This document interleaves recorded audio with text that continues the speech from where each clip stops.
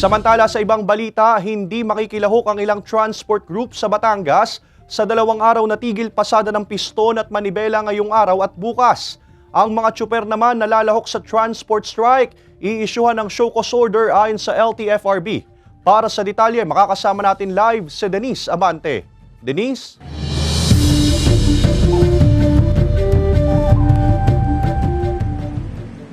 Ace, mas mahalaga ang kita. Yan ang sentimiento ng ilan sa mga traditional jeepney drivers na nakapanayam natin kanina, kaya hindi na sila sumama sa tigil pasada. Kasapi na sa isang kooperatiba ang minamanehong traditional jeepney Mang Oligario ng Batangas City. 15 taon na siyang tsuper at napakonsolidate na rin niya ang minamanehong jeep sa takot na hindi makabiyahe at ma-renew ang prangkisa. Ngayong 15 araw na lang bago ang napipintong huling araw ng jeepney consolidation, wala na raw dahilan pa para makilahok sa mga tigil pasada ng ilang grupo. Kabilang si Mang Oligario sa miyembro ng Batangas Transport Cooperative o Batrasco na hindi nakiisa sa malawakang tigil pasada ng piston at manibela. Wala pong ibinigay na go signal yung aming kooperatiba na sumama kami. Pinili rin ng jeepney driver na si Edwin na mamasada ngayong araw. Ito lang daw kasi ang pinagkukuhanan nila para sa kanilang pang-araw-araw na gastusin. Pag ako kami sumama sa strike, hindi rin hukakain ng aming pamilya. Kung talagang kailangan, ay di po kami liliban muna ng pagkain. Doon po kami talaga umaasa sa araw-araw. Yun ang totoo, ma'am.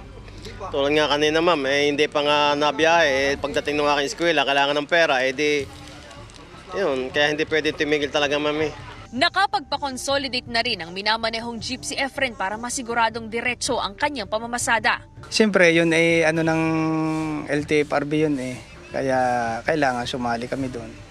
Una nang kinumpirma ng grupong Piston at Manibela noong nakaraang linggo ang kanilang pagsasagawa ng 2 araw na tigil pasada ngayong araw hanggang bukas bilang pagtutol sa deadline ng PUV consolidation sa April 30. Kasunod ito ng anunsyo ni Pangulong Ferdinand Bongbong Marcos Jr. na hanggang April 30 na lamang ang PUV consolidation at wala na itong extension. Mahigpit naman ang pagbabantay ng LTFRB-4A sa mga tsuper na makikilahok sa nationwide transport strike. Kung mapapatunayan na sila ay nag-participate sa strike o tigil pasada, ang magiging kaparusahan nito ay ang revocation o cancellation ng kanilang prangkisa.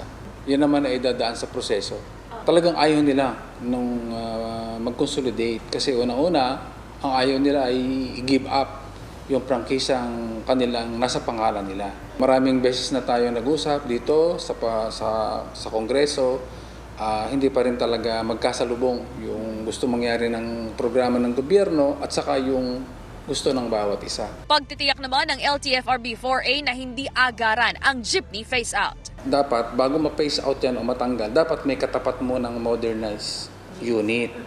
So, sabi ko nga ulit, kung 5 lang muna yung kaya nyong i-loan from the government, yung kaya nyong bayaran, yung paying capacity ng kooperatiba nyo, 5 lang muna. So, yung magiging kakulangan, yun muna ang gagamitin, yung mga traditional jeepney muna na member ng kooperatiba. Ace, ayon sa LTFRB-4A, bukas ang kanilang opisina simula Lunes hanggang Sabado para sa mga nais pang humabol na magpa-consolidate at mga nais makipagpulong sa Regional Director ng ahensya. Ace? Maraming salamat, Denise Abante.